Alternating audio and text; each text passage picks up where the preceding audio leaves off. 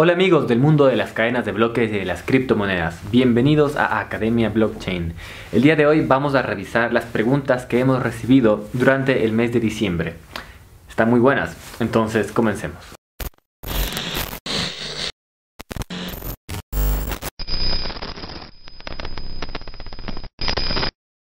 Anónimo pregunta: me gustaría saber cuáles proyectos ves viables para el largo plazo y por qué. Gracias. Bueno, querido Anónimo, yo ya respondí justamente eso en un video anterior. El video anterior que hice la semana pasada traté justamente ese tema, cuáles son las criptomonedas que veo en el largo plazo, y también hablé sobre las tendencias del 2019. Te recomiendo que lo veas. Leonardo Gutiérrez pregunta: ¿qué nivel de dificultad tuvo el primer minado de Bitcoin? Y su dificultad inicial fue el resolver un string de 10 ceros. Bueno, Leonardo, está un poco técnica la pregunta, pero vamos a ver qué podemos decir. En el bloque Génesis se puede ver que la dificultad es igual a 1. Esa es una representación, es una forma de medir qué tan difícil es encontrar la prueba de trabajo. Hay dos cosas en Bitcoin: la difficulty y el objetivo, también conocido como difficulty target.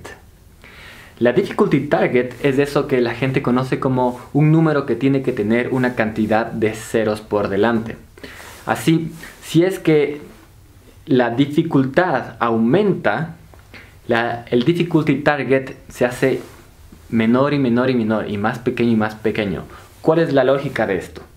Tú, para minar un bloque de Bitcoin, tienes que encontrar un número que, metido junto con otras cosas dentro del algoritmo SHA-256, dé un resultado, y ese resultado tiene que ser menor a el difficulty target. Entonces tiene que tener obviamente más ceros adelante que el difficulty target, o por lo menos ser menor que el difficulty target, que el objetivo de dificultad. Entonces, la dificultad, la medida de la dificultad, es una medida para representar qué tan difícil es encontrar ese número, qué tan difícil es llegar por debajo de ese difficulty target, de ese objetivo de dificultad. Son dos números diferentes, pero representan lo mismo, y el número que tiene el hash, que tiene los ceros por delante, es el que realmente se usa para minar. Lo otro es algo que se usa para representar la dificultad de minar. Y se puede ver el gráfico de la dificultad de Bitcoin. Ahora es muchísimo más alto de lo que fue en el bloque Génesis. También en el bloque Génesis lo interesante es que la dificultad era de 8 ceros, pero el bloque Génesis tuvo 2 ceros más. Entonces no es que la dificultad del bloque Génesis era de 10 ceros. La dificultad era de 8 ceros, pero el minero, el rato que Satoshi Nakamoto minó ese bloque, encontró un nonce, un número que era menor a esos 8 ceros por 2 ceros más. Entonces, obviamente fue un bloque aceptado. Eso, espero que no haya sido demasiado técnico. Angelina Eastwood pregunta: ¿crees que las criptomonedas acabarán con la pobreza global? Angelina, no creo que las criptomonedas acaben con la pobreza mundial. Más bien, creo que para hacer algo así como acabar con la pobreza mundial se necesita cambiar muchas cosas más. No solamente liberar de los bancos y de los gobiernos la producción de la moneda, que es lo que están haciendo las criptomonedas, y facilitar la transacción de valor entre personas. Eso no es suficiente para acabar con la pobreza mundial. Y algo importante es no ponerle sobre los hombros de las criptomonedas a otras luchas que no le pertenecen. Es decir, es verdad que las criptomonedas nos pueden ayudar a cambiar el mundo y a ser más inclusivos con las personas que no han sido participantes de la economía y que no tienen capital o no tienen cuentas bancarias, no les prestan un crédito y obviamente son marginados. Las criptomonedas pueden ayudar, pero la pobreza no es una responsabilidad de las criptomonedas. Es algo que está mucho más allá de ellas y que, claro, todos podemos pensar cómo solucionarlo desde distintos puntos de vista, y todos ellos tienen algo de validez. Están otros factores como el desempleo, la salud, la educación, cómo llegar a que la gente sea capaz y esté más preparada, los monopolios, las mafias, los oligopolios, las regulaciones ridículas que matan las industrias, la acción de las fundaciones y la correcta forma de enfocarse en mejorar la vida de la gente. Y bueno, hay muchísimos otros factores.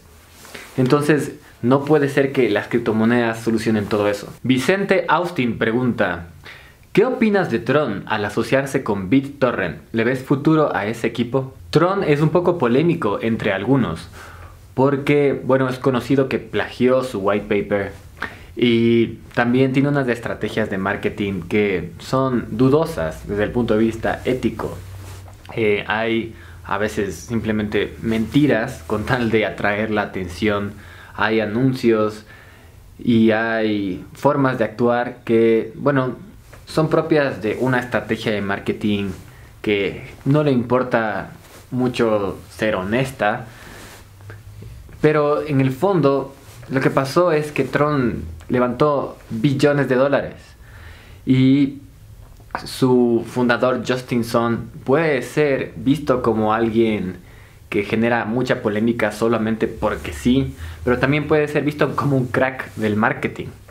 Entonces, con tanta cantidad de fondos y con ese marketing, ya sea dudoso y ya sea que a algunos no nos gusta, no me parece que hay como dudar que Tron va a estar en el futuro. Eso no quiere decir nada sobre el precio de su token, ¿no?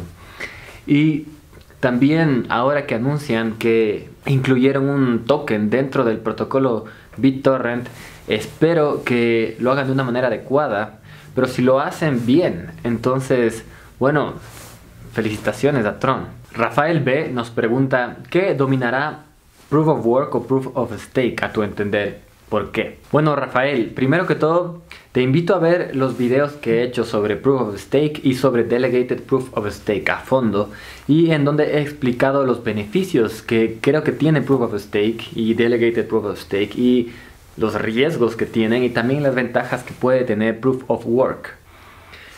Yo creo que en el futuro lo más probable es que veamos un híbrido entre Proof of Work y Proof of Stake, como lo está haciendo Dash, pero de una manera quizás más compleja. Proof of Work tiene su beneficio desde mi punto de vista, que es sumar un elemento externo a la cadena de bloques, que es la energía. Y eso me parece importante. Proof of Stake también tiene sus beneficios, que es esa elasticidad y esa flexibilidad que tiene para poner reglas a los validadores. Entonces, puede que en el futuro veamos un híbrido y cada vez más las cadenas de bloques mezclen Proof of Stake con Proof of Work. Juan Sención pregunta: en uno de los artículos de Academia vi la frase que decía que Bitcoin dejó de ser un juego de geeks e informáticos para materializarse como una opción sólida de resguardo y de liberar nuestras finanzas. Me gustaría saber tu pensamiento del por qué con respecto a esta frase. ¿Por qué es una opción sólida para resguardar y para liberar nuestras finanzas? Por varias cosas. De entrada te digo, si has conversado con un venezolano que haya utilizado Bitcoin, sin duda te va a contar de las ventajas de Bitcoin y cómo esas ventajas son mucho más brillantes en una situación como la que atraviesa Venezuela. Entonces, ahí se nota qué es eso de liberar las finanzas, qué es eso de una solidificación de tu posición si es que tienes Bitcoin frente a la moneda fiat. Claro, porque la moneda fiat se devalúa y eso te libera de esa devaluación. O sea, si tú tienes tus ahorros en Bitcoin, entonces estás liberado del deseo del Ministerio de Economía, del Ministerio de Finanzas, de imprimir más billetes. Esa es una liberación. También para llevar valor de un lugar a otro, tienes que pasar las restricciones de los bancos. Tienes que hacer papeleo para hacer un wire transfer de un país a otro país. Con Bitcoin solamente tienes que dar un clic. También es una liberación. Y también hay algo más, que es la capacidad de acceder a mercados financieros y mercados de inversión. Como por ejemplo, para ser un inversionista de Apple, tú tienes que ir por un broker, hay un intermediario ahí. Pero con las criptomonedas tú puedes comprar directamente estos utility tokens, o en el futuro espero estos security tokens, y apoyar tus proyectos, los que tú quieras, directamente, y obviamente ser parte de los posibles retornos que ofrezcan esos proyectos. Rafael Rodrigo pregunta: ¿cómo conceptualizarías a la blockchain de usarse para mundos distópicos como Black Mirror? En un mundo distópico la situación podría verse así. El ciudadano participaría en distintas cadenas de bloques, toda la información del mundo se sumaría a las cadenas de bloques, y eso va a pasar. Toda la información de Internet of Things se va a sumar a el Internet y probablemente se va a distribuir en una cadena de bloques. La información del clima, la información de los tweets, la información de los emails y la información de tu salud también va a ser sumada a una cadena de bloques. Ahora, es probable que en un mundo distópico tipo Black Mirror, si es que le ponemos muy mal, entonces el ciudadano podría decidir a qué cadena de bloques sumar su información. Pero en verdad esa decisión puede que sea falsa. Puede que las dos opciones den lo mismo. Como una decisión, ¿sabes qué? Toma este y que toma este, pero las dos te dan cáncer. Algo así. Choice. The problem is choice. La información que se suma a esta cadena de bloques puede no estar al alcance de los ciudadanos, porque el ciudadano utiliza un software que no puede leer la cadena de bloques porque no puede interpretar las direcciones, mientras que todas las instituciones que son capaces de interpretar las direcciones porque tienen acceso al KYC, al Know Your Customer y todos esos procesos, sí pueden leer la cadena de bloques y sí pueden leer todas las cadenas de bloques. Entonces esa división es falsa, puede ser falsa en este mundo distópico, y puede llegar a un punto en donde el ciudadano confíe que su información está encriptada, pero la llave para desencriptarla esté en el gobierno o esté en empresas como Google. Entonces se dividiría la humanidad en los que tienen acceso a ver la información de la humanidad y los que no tienen acceso a ver la información de la humanidad. Y eso significaría que hay una cadena de bloques, o hay varias cadenas de bloques que en verdad son asequibles para personas que están en el poder y que tienen acceso a ver todos los datos, todos los movimientos, todos los gustos de las personas, mientras que la persona confía en que su información está completamente resguardada por esta tecnología y tiene su llave privada y se siente súper bien. También podemos sumarle un grado más de distopía en donde el ciudadano confía en que los tokens y esos activos digitales que comercia son generados por minería y por procesos de proof of stake, cuando en verdad hay una especie de backdoor en el código que tal vez puede estar patentado a lo Hashgraph. Nadie puede hacerle ingeniería inversa, o si es que está patentado y es open source, está dirigido hacia una forma de actuar y hay una forma de hackear ese código que nadie conoce, como ya existen los Zero Day Hacks, son hacks de día cero, pueden investigar ese tema.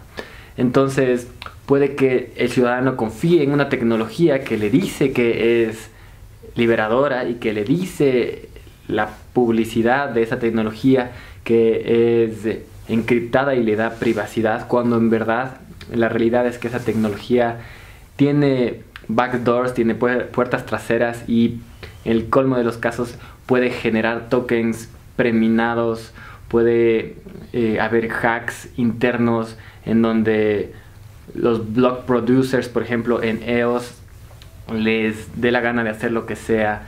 Y entonces la humanidad podría, en un mundo distópico a lo Black Mirror, estar viviendo un delirio de que somos libres con la blockchain, mientras que en la realidad, debido a que el código no es open source y no hubo educación y la humanidad nunca entendió y la gente nunca comprendió todos estos peligros de esta tecnología y la importancia de sus datos, entonces otras personas tienen otro acceso, otro nivel de acceso sobre la realidad. No sé, tal vez me fui por la tangente, pero me encantó tu pregunta. Mr. X pregunta: En el 2020, el G20 se vuelve a reunir en Japón para discutir las legislaciones en torno a las criptomonedas. ¿Qué pasará si esta es negativa y a la final nos obligan a usar criptomonedas custodiadas por gobiernos? O peor aún, tener que transparentar nuestras ganancias o ahorros. Bueno, Mr. X, en el mundo actual ya tienes que reportar tus ganancias y tus ahorros al gobierno. Desde la creación del impuesto a la renta, los ciudadanos tienen que reportar sus ganancias a los gobiernos y transparentar sus cuentas. Ahora, lo que dices, ¿qué pasará si esta es negativa y al final nos obligan a usar criptomonedas custodiadas por los gobiernos? ¿Qué pasaría? Yo creo que por reacción surgirían cadenas de bloques y criptomonedas que se mantendrían en el mercado negro. Y el mundo se dividiría en dos, en cadenas de bloques y criptomonedas legales y cadenas de bloques y criptomonedas ilegales, y eso sería muy difícil de controlar para los gobiernos, pues las cadenas de bloques son como el internet, es muy difícil de apagarlo, es muy difícil de controlarlo. Entonces yo no creo que eso vaya a suceder. Desde el punto de vista del gobierno no es lo mejor, no es fácil. Si es que pudieran haberlo prohibido, ya lo hubieran prohibido. Entonces lo que vamos a ver es otro tipo de control y otro tipo de regulación, quizás más parecido a lo que hablé en la pregunta tipo Black Mirror. Pero bueno, si es que lo prohíben, si es que lo hacen ilegal y si es que dicen, ok, la criptomoneda que se tiene que usar ahora es la que está custodiada por el gobierno, entonces se enfrentan a tratar de buscar en un mundo bien difícil, en un mundo lleno de VPNs, de Tor, de cuentas encriptadas y de gente que cada vez entiende más de tecnología, tratar de buscar cómo surgen las nuevas criptomonedas y cómo surgen los nuevos nodos. Entonces se enfrentarían a un juego de Whack-A-Mole ahí, que es bien difícil de ganar. Entonces yo no creo que eso vaya a pasar en el G20, pero si eso pasa, nos enfrentamos a un futuro muy interesante. Eso, Mr. X. Jessica Coral nos escribe: hola Alejandro, ¿me podrías decir exactamente cómo el Bitcoin y las criptomonedas funcionarán en la crisis de los próximos años? ¿Cómo saber si no se verán afectadas también? Hola Jessica, lo que yo creo es que la crisis le va a afectar a las criptomonedas en una primera instancia, porque son activos que son vistos como activos de riesgo. Y los activos de riesgo son los que primero se cortan durante una crisis. Por ponerte un ejemplo, si tú tienes unos ahorros y de repente pierdes el trabajo, los ahorros que tienes tienen que ir a lo más seguro, pues son los últimos que te quedan. Y las criptomonedas no son vistas como lo más seguro. Entonces es probable que haya una gran presión de venta de criptomonedas de alto riesgo cuando se da una crisis. Eso en un primer momento. Luego, en un segundo momento, puede que las criptomonedas se reflejen como lo que verdaderamente son, que son una alternativa a el sistema financiero tradicional. Y en una crisis, justamente el sistema financiero tradicional es el que se cae. Y es probable que haya inflación en las monedas fiat. Entonces, tal vez en un segundo momento, las criptomonedas sientan una enorme presión de compra y obviamente signifiquen un resguardo de valor muy importante. Hay las dos fuerzas luchando la una y la otra, ¿no? No sabemos cómo se van a presentar. Puede que la especulación por la segunda sea suficiente como para calmar el riesgo y el miedo que dan las criptomonedas a mucha gente. Puede que la primera caída sea demasiado grande y se demore mucho tiempo en rebotar todo el ecosistema de las criptomonedas.